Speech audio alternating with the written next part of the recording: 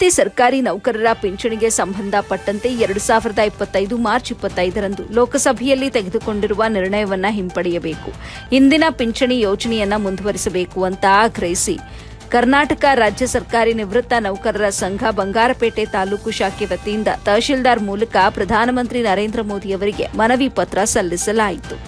ಲೋಕಸಭೆಯಲ್ಲಿ ಸರ್ಕಾರಿ ನಿವೃತ್ತ ನೌಕರರ ಕೆಲವು ಯೋಜನೆಗಳಿಗೆ ಕತ್ತರಿ ಹಾಕುವ ಮೂಲಕ ಬಿಲ್ ಪಾಸ್ ಮಾಡಿ ರಾಷ್ಟ್ರಪತಿಗಳ ಅಂಕಿತಕ್ಕೆ ರವಾನೆ ಮಾಡಲಾಗಿದೆ. ಈ ನಿರ್ಧಾರದಿಂದ ನಿವೃತ್ತ ನೌಕರರಿಗೆ ಆಘಾತವಾಗಿದ್ದು, ಈ ಕೂಡಲೇ ಕೇಂದ್ರ ಸರ್ಕಾರ ಮಧ್ಯಪ್ರವೇಶಿಸಿ ಬಿಲ್ ಅನ್ನು ಹಿಂಪಡಿಬೇಕು, ಹಳೆಯ ಪಿಂಚಣಿ ಯೋಜನೆಯನ್ನು ಮುಂದುವರಿಸಬೇಕು ಎಂದು ಪ್ರಧಾನಮಂತ್ರಿಗಳಿಗೆ ಮನವಿ ಮಾಡಿದರು. ಕೇಂದ್ರ ಸರ್ಕಾರ ಏಕಾಏಕಿ ಫ್ಯಾಮಿಲಿ ಪಿಂಚಣಿಯನ್ನು ರದ್ದುಗೊಳಿಸಿದೆ. ವರ್ಷಕ್ಕೆ 2 ಬಾರಿ ನೀಡುವ ಡಿಎ ಕಡಿತಗೊಳಿಸಿದೆ. ಪಿಂಚಣಿಯಲ್ಲಿ ಏರಿಕೆ ಮೊಟಕುಗೊಳಿಸಿದೆ. 80 ವರ್ಷ ಮೇಲ್ಪಟ್ಟ ನೌಕರರಿಗೆ ನೀಡಲಾಗುತ್ತಿದ್ದ ವಿಶೇಷ ಸೌಲಭ್ಯ ರದ್ದುಗೊಳಿಸುವ ಆಲೋಚನೆ ಮಾಡುವ ನಿರ್ಣಯ ಸಮಂಜಸವಲ್ಲ. ಹಾಗಾಗಿ ರಾಷ್ಟ್ರಪತಿಗಳ ಅಂಗಳದಲ್ಲಿರುವ ಈ ವಿಧೇಯಕವನ್ನು ಹಿಂಪಡಿಬೇಕು ಅಂತ ಆಗ್ರಹಿಸಿದರು.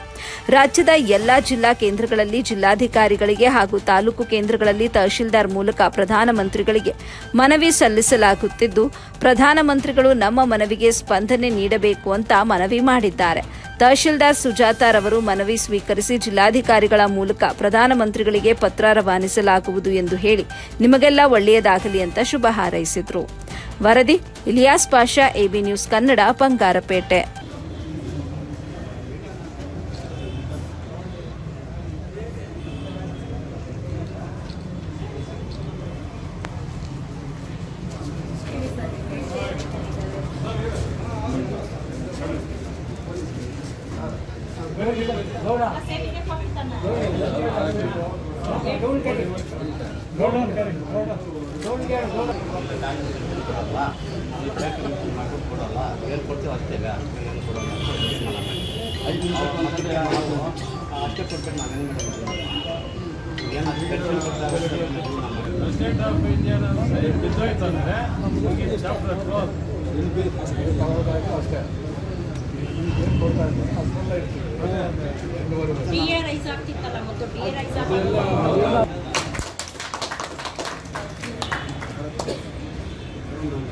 ನಾನು ಬಂಗಾರಪೇಟೆ ತಾಲೂಕು ನಿವೃತ್ತ ಪೊಲೀಸ್ ಕ್ಷೇಮ ಸಂಘದ ಪ್ರಧಾನ ಕಾರ್ಯದರ್ಶಿಯಾಗಿದ್ದೇನೆ.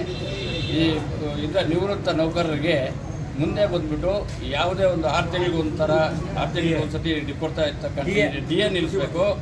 ಮತ್ತು 5 ವರ್ಷಕ್ಕೊಂದ್ಸತಿ ಮತ್ತೆ ನಮಗೆ ಪೆನ್ಷನ್ ರಿವೈಸ್ ಆಗುತ್ತೆ, ಪೇ ಕಮಿಷನ್ ಮಾಡ್ತಾರೆ. ಆ ಪೇ ಕಮಿಷನ್ ಮಾಡಬಾರ್ದು ಅಂತೇಳಿ ಅನ್ನೋಂಥ ಉದ್ದೇಶದಿಂದ ಅದನ್ನ ಬಿಲ್ ಪಾಸ್ ಮಾಡಬೇಕು ಅಂತ ಮಾಡ್ತಾ ಇದ್ದಾರೆ. ಆ ಬಿಲ್ ಪಾಸ್ ಮಾಡಬಾರ್ದು, ಎಲ್ರಿಗೂ ಇವಾಗ ಮಾಮೂಲಿ ಏನು ಕೊಡ್ತಾ ಇದ್ದಾರೆ ಅದರ ಪ್ರಕಾರ ಮುಂದುವರಿಬೇಕು ಅಂತ ಹೇಳ್ಬಿಟ್ಟು ನಮ್ಮ ಒಂದು ಕೋರಿಕೆಯನ್ನು ತಹಸೀಲ್ದಾರ್ಗೆ ಕೊಟ್ಟಿದ್ದೀವಿ. ಅವರು ಸನ್ಮಾನ್ಯ ಪ್ರಧಾನಮಂತ್ರಿಗಳಿಗೆ ತುಳಿದ ಪ್ರಾಪರ್ಟಿನಲ್ಲಿ ಕಳಿಸ್ಕೊಡ್ತಾರೆ.